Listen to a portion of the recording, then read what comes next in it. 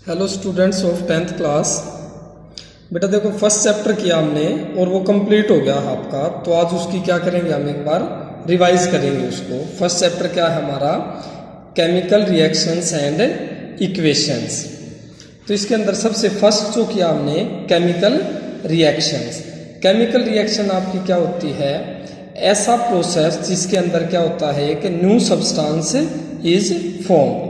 ऐसा कोई भी प्रोसेस, ऐसा कोई भी चेंज जिसमें कोई भी नया सब्सटेंस फॉर्म होता है विद न्यू और डिफरेंट प्रॉपर्टीज। और उसकी जो प्रॉपर्टीज होती हैं, जो भी नया सब्सटेंस बनता है उसकी प्रॉपर्टीज पहले वाले सब्सटेंस से बिल्कुल अलग होती हैं। ऐसा अगर कोई चेंज होता है तो वो चेंज क्या कहलाएगा, आपका केमिकल रिएक्शन। ठीक है भाई, केमिकल चेंज होते हैं और केमिकल चेंज को ही हम क्या कहते हैं, केमिकल रिएक्शन। उसके बाद कोई भी जो केमिकल रिएक्शन होती है उसमें दो साइड होती हैं भाई, बीच में एरो होता है। एरो आपको क्या बताता है, direction of chemical reaction, chemical reaction की डायरेक्शन। तो एरो से लेफ्ट हैंड साइड होती है एक, और एक क्या होती है आपकी right hand side. Left hand side में जितने भी सब्सटेंस आप लिखते हो दे आर कॉल्ड रिएक्टेंट्स, यानी कि जो सब्सटेंस किसी भी केमिकल रिएक्शन में क्या करते हैं भाई, पार्टिसिपेट करते हैं, the substances that take part in a chemical reaction, तो उनको हम क्या कहते हैं, रिएक्टेंट। और वो हमेशा किधर लिखे जाते हैं, लेफ्ट हैंड साइड में। दूसरी तरफ उस रिएक्शन होने के बाद, कोई भी रिएक्शन हुई, रिएक्शन होने के बाद क्या बनते हैं भाई, जो भी सब्सटेंस फॉर्म होता है, बनता है, तो वो क्या कहलाता है आपका प्रोडक्ट। उसको हम क्या कहेंगे, प्रोडक्ट। ठीक है भाई, दी सब्सटेंसेस फॉर्म्ड या final products formed as a result of a chemical reaction. Reaction होने से पहले जिनका भी हमने यूज किया था वो रिएक्टेंट्स, और रिएक्शन होने के बाद जो भी सब्सटेंस बन गए वो क्या कहलाएंगे, आपके प्रोडक्ट्स। प्रोडक्ट्स को हम जनरली किस तरफ लिखते हैं भाई, राइट हैंड साइड में, रिएक्टेंट्स को लेफ्ट हैंड साइड में। जैसे इस एक रिएक्शन से समझो आप, यहाँ पर magnesium combines with oxygen, magnesium combines with oxygen to form magnesium oxide. तो क्या क्या चीज कंबाइन हुई है भाई, मैग्नीशियम एंड ऑक्सीजन, तो इनको हम क्या कहेंगे, रिएक्टेंट्स। और ये किस तरफ लिखे हुए हैं, आपके लेफ्ट हैंड साइड में। उसके बाद मैग्नीशियम ऑक्साइड, ऑक्सीजन और मैग्नीशियम ने जब रिएक्शन किया तो क्या बन गया हमारा, मैग्नीशियम ऑक्साइड। तो जो चीज बनती है वो क्या कहलाती है, आपकी प्रोडक्ट्स। और इनको किस तरफ राइट करते हैं भाई, हम राइट हैंड साइड में। तो क्लियर है बेटा यहाँ तक। उसके बाद कैसे पता चलता है हमारे को कि कोई केमिकल रिएक्शन हुई है या नहीं हुई, when do we say that a chemical reaction has taken place, कि कोई केमिकल रिएक्शन हुई है या नहीं हुई। तो अगर किसी भी प्रोसेस में, किसी भी चेंज में क्या होता है, चेंज इन कलर, अगर किसी सब्सटेंस के कलर में चेंज होता है तो इसका मतलब क्या है, chemical reaction has taken place. Change in temperature, temperature में चेंज हुआ है, ठीक है, या तो हीट प्रोड्यूस हुई है या हीट एब्जॉर्ब हुई है, तो दोनों ही केस में क्या होता है, केमिकल रिएक्शन। फिर है बेटा आपकी चेंज इन स्टेट, अगर स्टेट में भी कोई चेंज होता है, सॉलिड से लिक्विड, लिक्विड से गैस, या ठीक है किसी भी फॉर्म में चेंज होता है, तो इसका मतलब भी क्या है, chemical reaction has taken place. उसके बाद फोर्थ पॉइंट आपका इवोल्यूशन ऑफ अ गैस या प्रोडक्शन ऑफ अ गैस, किसी भी रिएक्शन में अगर कोई गैस प्रोड्यूस होती है, किसी भी चेंज में, किसी भी प्रोसेस में, तो इसका मतलब क्या है भाई, आपकी केमिकल रिएक्शन हुई है। और गैस को प्रोड्यूस करने का क्या सिंबल होता है भाई, अपवर्ड एरो अगर कहीं पर है तो इसका मतलब क्या है, वो गैस उसमें प्रोड्यूस हुई है। फिर अभी आपका फॉर्मेशन ऑफ अ प्रेसिपिटेट, अगर कोई भी प्रेसिपिटेट क्या होता है भाई, आपका सॉलिड इनसोल्यूबल सब्सटेंस फॉर्म होता है इन ए केमिकल रिएक्शन, और उसमें एरो किधर मिलता है भाई, आपको डाउनवर्ड एरो अगर किसी सब्सटेंस के साथ है, इसका मतलब वो क्या है, प्रेसिपिटेट है। अपवर्ड एरो है तो इसका मतलब वो गैस आपकी क्या हुई है, प्रोड्यूस हुई है। प्रेसिपिटेट की डेफिनेशन देखो एक बार, क्या होता है भाई, an insoluble solid substance formed in a chemical reaction is known as precipitate. किसी भी केमिकल रिएक्शन में अगर कोई सॉलिड इनसोल्यूबल सब्सटेंस फॉर्म होता है तो इसका मतलब क्या है, केमिकल रिएक्शन है। और अगर जिस रिएक्शन में ये प्रेसिपिटेट फॉर्म होता है, आगे हम पढ़ेंगे, तो वो रिएक्शन क्या कहलाती है आपकी प्रेसिपिटेशन रिएक्शन।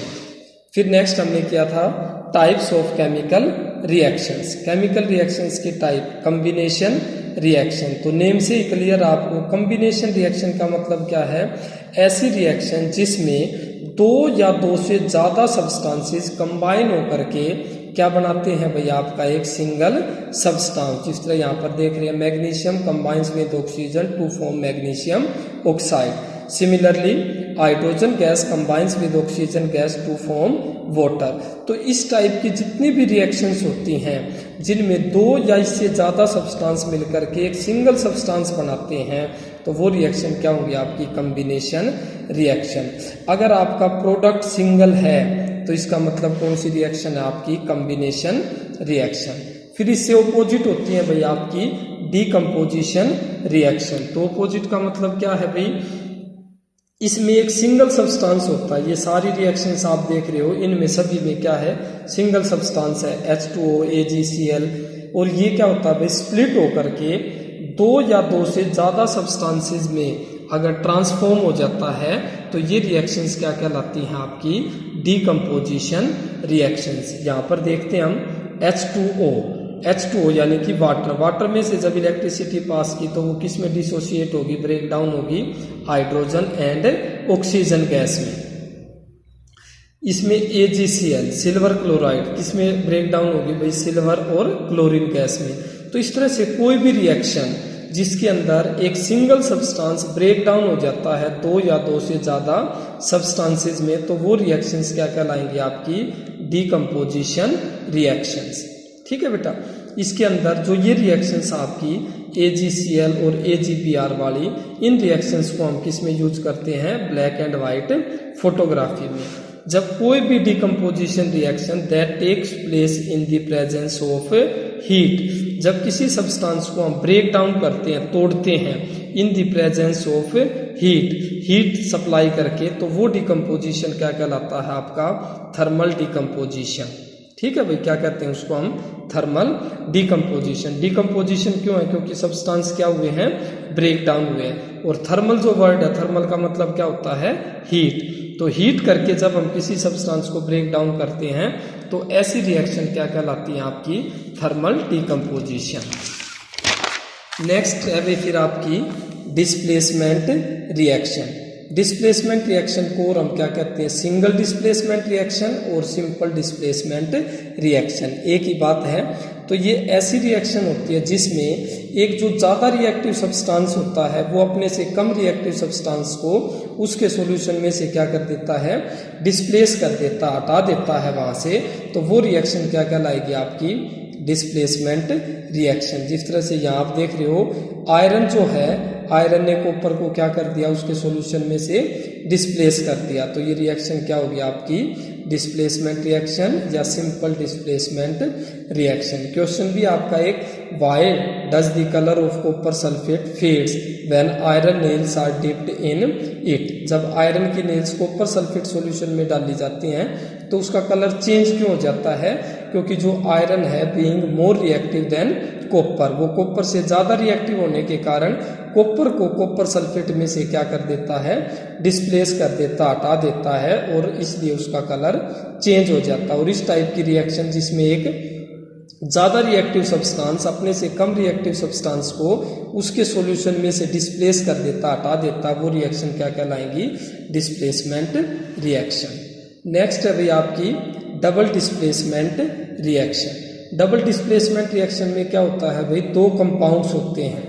ऐसी रिएक्शन जिनमें क्या होता है, two compounds reacts with each other, reacts with each other, आपस में रिएक्ट करते हैं। कैसे, by exchange of ions, ions को एक्सचेंज करके जब दो कंपाउंड्स आपस में रिएक्ट करते हैं, then that reaction is known as double displacement reaction. Example देखो, यहाँ पर क्या है, सोडियम सल्फेट और बेरियम क्लोराइड, दोनों ने आपस में रिएक्ट किया। Sodium sulphate reacts with barium chloride, तो दो कंपाउंड हो गया आपके, एक सोडियम सल्फेट और एक बेरियम क्लोराइड। दोनों कंपाउंड्स ने आपस में रिएक्ट किया। रिएक्ट कैसे किया? Bye exchange of ions. Ions exchange कैसे होंगे? सल्फेट आयन है जो, वो किसके साथ था बेटा? सोडियम के साथ। तो ये जो सल्फेट आयन है ये तो किसके साथ चला जाएगा? बेरियम के साथ। और जो ये क्लोरीन आयन है ये किसके साथ आ जाएगा भैया? आपका सोडियम के साथ। तो आयंस एक्सचेंज हो जाएंगे आपके, तो ये रिएक्शन क्या कहलाएगी? आपकी डबल डिस्प्लेसमेंट रिएक्शन, यानी कि ऐसी reaction, the reaction in which two compounds react with each other by exchange of ions. तो यहाँ देखा जो सोडियम सल्फेट था उसकी जगह तो क्या बन गया आपका? Sodium chloride. और जो बेरियम क्लोराइड था उसकी जगह क्या आ गया? आपका बेरियम सल्फेट। तो ये रिएक्शन क्या होगी? आपकी डबल डिस्प्लेसमेंट रिएक्शन। नेक्स्ट आपकी एक्सोथर्मिक रिएक्शन। तो एक्सोथर्मिक रिएक्शन सिंपल है, ऐसी रिएक्शन जिसमें एनर्जी क्या होती है भाई? प्रोड्यूस।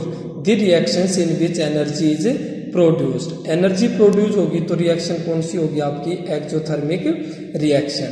फिर उसके एग्जांपल्स आपके कंबशन या बर्निंग ऑफ नेचुरल गैस, या किसी भी फ्यूल को जब हम बर्न करते हैं तो उसमें एनर्जी प्रोड्यूस होती है in the form of heat and light. तो वो रिएक्शन क्या हो जाएगी? आपकी एक्सोथर्मिक रिएक्शन, क्योंकि उसमें क्या प्रोड्यूस होती है? एनर्जी। फिर नेक्स्ट क्या है आपकी?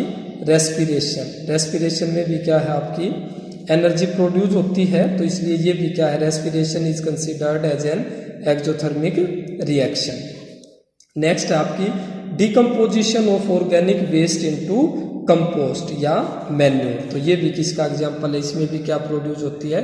एनर्जी प्रोड्यूस होती है जब ऑर्गेनिक वेस्ट, प्लांट या एनिमल का जो भी वेस्ट है उससे क्या बनता है? आपका मैन्यूर में जब वो कन्वर्ट होता है तो उसमें भी क्या प्रोड्यूस होती है? एनर्जी। और ऐसी कोई भी रिएक्शन जिसमें एनर्जी प्रोड्यूस होगी वो क्या कहलाएंगी? आपकी एक्सोथर्मिक रिएक्शंस। तो इसलिए ये तीनों ही किसके एग्जाम्पल आपके? एक्सोथर्मिक रिएक्शंस के। ये एक्सोथर्मिक रिएक्शन क्यों है? क्योंकि इनके अंदर क्या प्रोड्यूस हो रही है? आपकी एनर्जी। क्लियर है बेटा? नेक्स्ट है आपकी भाई endothermic reaction. Endothermic reaction exothermic से ऑपोजिट है। इसमें उसमें एनर्जी प्रोड्यूस होती थी, इसमें क्या होगी? Energy is absorb. ऐसी कोई भी रिएक्शन जिसमें एनर्जी एब्सॉर्ब होती है, एनर्जी सप्लाई करनी पड़ती है, वो क्या कहलाती है? आपकी एंडोथर्मिक रिएक्शन। फोटोसिंथेसिस इसका एग्जाम्पल है। और जितनी भी आपकी डिकम्पोजिशन रिएक्शंस होती हैं इन सभी में देख रहे हो आप, हम क्या सप्लाई कर रहे हैं? Energy in the form of electricity, light और हीट। तो इसका मतलब ये सारी भी किस टाइप की रिएक्शंस हैं? आपकी एंडोथर्मिक रिएक्शंस। नेक्स्ट है बेटा आपकी प्रेसिपिटेशन रिएक्शन। तो हमने पहले ही की है। प्रेसिपिटेट क्या होता है?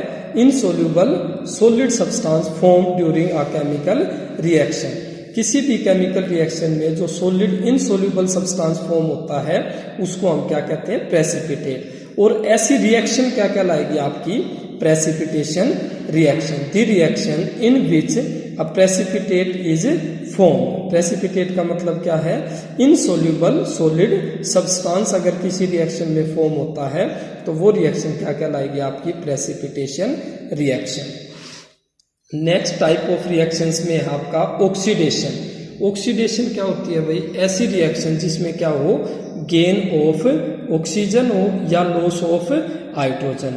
या तो ऑक्सीजन का गेन हो या हाइड्रोजन का लॉस हो, तो वो रिएक्शन क्या कहलाएगी? आपकी ऑक्सीडेशन। नाम से क्लियर है, ऑक्सीडेशन मीन्स ऑक्सीजन का गेन हो। रिडक्शन इससे ऑपोजिट है, लॉस ऑफ ऑक्सीजन या गेन ऑफ हाइड्रोजन। अगर ऑक्सीजन का लॉस, ऑक्सीजन ऐड होती है तो ऑक्सीडेशन, ऑक्सीजन लूज होती है, लॉस होती है तो रिडक्शन। और अगर किसी रिएक्शन में दोनों होते हैं एक ही रिएक्शन में तो वो रिएक्शन क्या कहलाती है? आपकी रेडॉक्स रिएक्शन।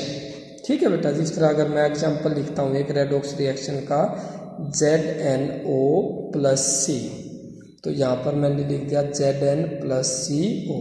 तो यहाँ पर आप देख रहे हो ऑक्सीजन क्या हुई है भाई? लॉस होगी। ZnO में ऑक्सीजन थी लेकिन Zn में नहीं है, तो अगर ऑक्सीजन लॉस होगी तो ये रिएक्शन क्या होगी बेटा? यहाँ पर रिडक्शन। यहाँ पर कार्बन के साथ ऑक्सीजन नहीं थी लेकिन यहाँ पर है, तो कार्बन ने ऑक्सीजन को गेन कर लिया, तो ये रिएक्शन क्या होगी? ऑक्सीडेशन। और ऐसी रिएक्शन जिसमें लॉस भी है ऑक्सीजन का और गेन भी है, यानी कि ऑक्सीडेशन भी है और रिडक्शन भी है, तो वो रिएक्शन क्या कहलाएगी? आपकी रेडॉक्स रिएक्शन। क्लियर है बेटा। इसके बाद एक दो फिनोमिना और किया हमने, कोरोजन और रेंसिडिटी। कोरोजन का मतलब क्या होता है? जंग लगना। जब धीरे धीरे कोई भी मेटेलिक नेचर के सब्सटेंस होते हैं वो डिकम्पोज होते हैं, ब्रेक डाउन होते हैं, टूटना शुरू होते हैं, धीरे धीरे gradual slow decomposition of the substances of metallic nature by the action of, किसके एक्शन के कारण भाई? मॉइस्चर, एयर और केमिकल्स। मॉइस्चर से यानी कि नमी से, एयर से या केमिकल से जब कोई भी मेटेलिक नेचर का सब्सटेंस डिकम्पोज होता है, ब्रेक डाउन होता है, तो वो फिनोमिना क्या कहलाता है? कोरोजन। आयरन को जब जंग लगता है, corrosion of iron is known as rusting. Special case है भाई आपका, ठीक है। लोहे को जंग लगता है तो उसको हम क्या कहते हैं? रस्टिंग। रस्ट का फॉर्मूला क्या होता है आपका? Fe2O3H2O, Fe2O3H2O, this is the formula of rust. तो ये कोरोजन का प्रोसेस है, ठीक है। अब इसके जो मेथड्स हैं रस्टिंग से बचने के, जंग से बचने के जो मेथड्स हैं वो क्या क्या हैं आपके? Methods to prevent rusting. Rusting से बचने के मेथड है भाई, by oiling, greasing, painting, write कर रखी है आपने। Bye galvanisation. गैल्वेनाइजेशन क्या होता है? The process of depositing a thin layer of zinc over iron articles to prevent them from rusting. जंग से बचाने के लिए जो लोहे की वस्तुएं होती हैं उनके ऊपर जिंक की परत को चढ़ाने का प्रोसेस क्या कहलाता है आपका? Galvanization by electroplating. यानी कि एक जो घटिया किस्म का जो कोई भी मेटल होता है, इंफीरियर क्वालिटी का मेटल होता है, उसके ऊपर सुपीरियर क्वालिटी की परत चढ़ाना, लेयर चढ़ाना by passing the electric current, तो वो प्रोसेस क्या कहलाता है आपका? इलेक्ट्रोप्लेटिंग। और बाय एलोइंग। एलोइंग का मतलब क्या होता है भाई?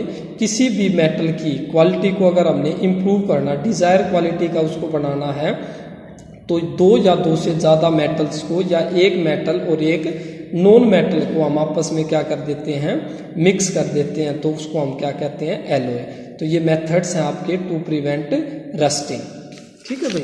उसके बाद सेकंड फिनोमिना है हमारा रेंसिडिटी, यानी कि जो फूड फैट और ऑयल कंटेनिंग होते हैं, जिनके अंदर फैट और ऑयल कंटेनिंग फूड आइटम्स होते हैं, वो क्या हो जाते हैं? ऑक्सीडाइज्ड हो जाते हैं, यानी कि ऑक्सीजन के साथ रिएक्ट करते हैं, जिसकी वजह से उनकी स्मेल, टेस्ट और कलर चेंज हो जाते हैं और वो फूड कैसे हो जाते हैं भाई? स्पॉइल्ड या रेंसिड।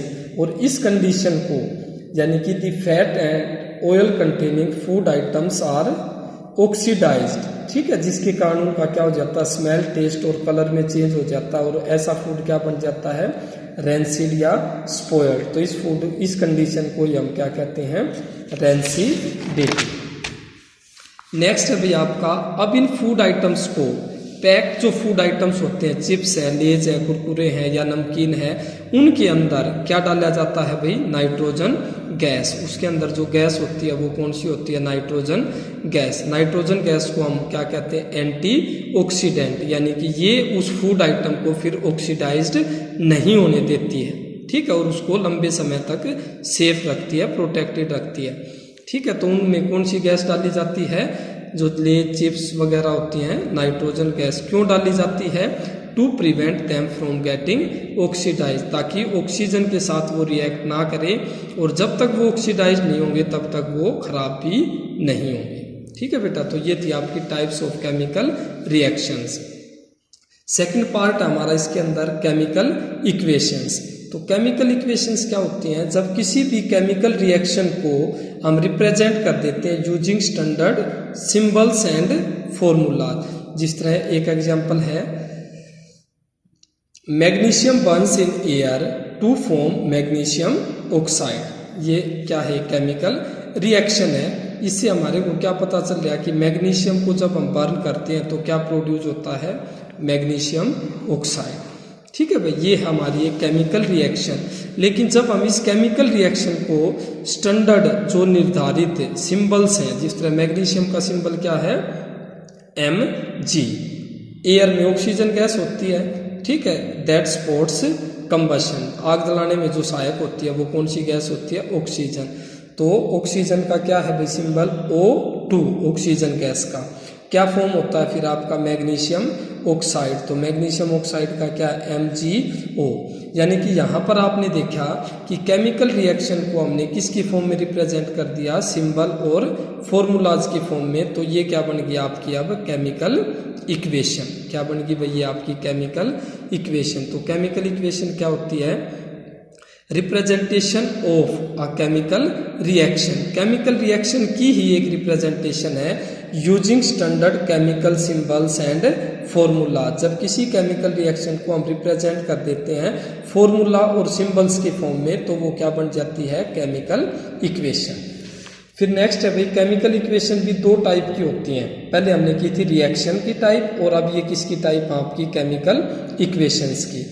फर्स्ट क्या होती है आपकी अनबैलेंस्ड केमिकल इक्वेशन, या अनबैलेंस्ड केमिकल इक्वेशन को और हम क्या कहते हैं, स्केलेटल केमिकल इक्वेशन। क्या कहते हैं भाई इसको हम, स्केलेटल केमिकल इक्वेशन। तो नाम से क्लियर है, अनबैलेंस्ड का मतलब क्या है भाई, दो साइड होती है हमारी, ये अब तक आपको ध्यान में आ गया होगा, ये साइड रिएक्टेंट साइड है और ये साइड क्या है बेटा आपकी प्रोडक्ट साइड। तो रिएक्टेंट साइड और प्रोडक्ट साइड में जब हर एलिमेंट के एटम्स इक्वल नहीं होते तो वो रिएक्शन क्या कहलाएगी आपकी, अनबैलेंस्ड केमिकल इक्वेशन। जिस तरह से यहाँ पर देख रहे हैं हम, रिएक्टेंट साइड में हाइड्रोजन के 2 एटम हैं और प्रोडक्ट साइड में भी 2 एटम है। हाइड्रोजन के तो इक्वल हैं, लेकिन ऑक्सीजन की रिएक्टेंट साइड में 2 एटम और प्रोडक्ट साइड में 1 एटम है। तो इसका मतलब ये कैसी इक्वेशन होगी आपकी, अनबैलेंस्ड केमिकल इक्वेशन। डेफिनेशन हम कैसे लिखेंगे, the chemical equations in which the number of atoms of each element on reactant side and product side are not equal. अगर जितने भी एलिमेंट्स हैं, यहाँ पर 2 एलिमेंट्स हैं हाइड्रोजन और ऑक्सीजन, जितने भी एलिमेंट्स हैं उनके अगर एटम्स दोनों तरफ रिएक्टेंट साइड और प्रोडक्ट साइड में इक्वल नहीं होते हैं तो वो इक्वेशन क्या कहलाएगी, अनबैलेंस्ड और स्केलेटल केमिकल इक्वेशन। ठीक है बेटा।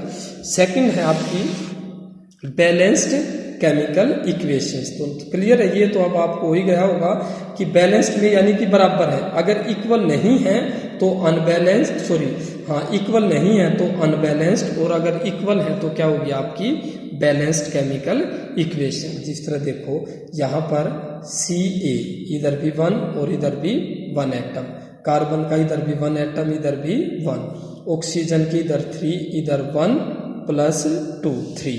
तो दोनों तरफ अगर हर एलिमेंट के एटम्स, यहाँ पर 3 एलिमेंट हैं, कैल्शियम, कार्बन और ऑक्सीजन, हर एलिमेंट के एटम्स रिएक्टेंट साइड और प्रोडक्ट साइड में अगर इक्वल होते हैं तो बैलेंस्ड केमिकल इक्वेशन, और अगर इक्वल नहीं होते हैं तो क्या कहलाएगी वो आपकी अनबैलेंस्ड केमिकल इक्वेशन।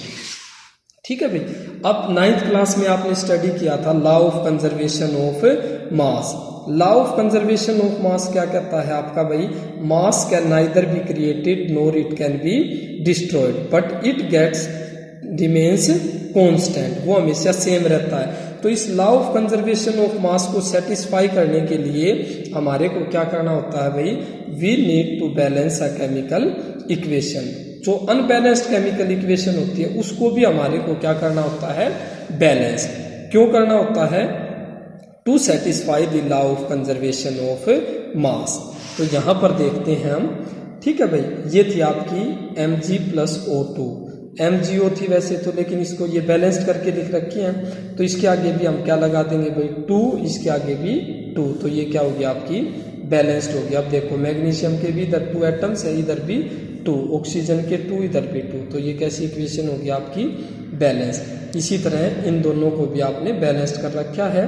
बाकी जो क्वेश्चंस हैं आपके उनके अंदर काफ़ी प्रैक्टिस के लिए हैं इक्वेशंस को बैलेंस करना। ठीक है बेटा, तो ये आपका कंप्लीट चैप्टर है। ठीक है, इसको आपने क्या करना है, आज रिवाइज करना है और अपना लर्न करना है। ठीक है बेटा, thank you and have a nice day.